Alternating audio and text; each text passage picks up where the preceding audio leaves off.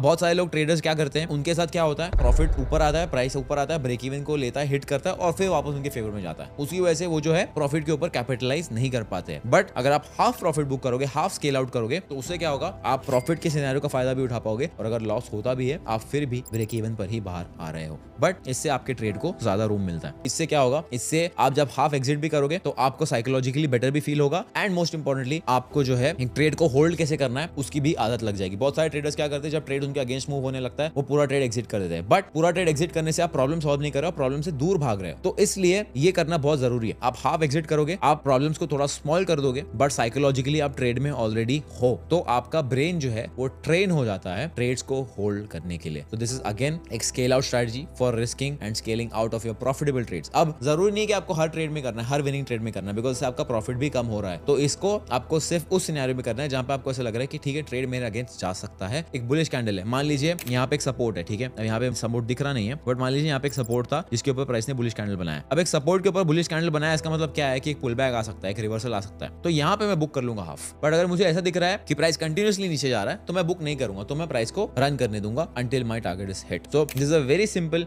Yet very very effective. इससे छोटा difference create होगा हर ट्रेड में, बट जब आप 100 ट्रेड्स को कंबाइन करोगे it will make a huge impact in your trading.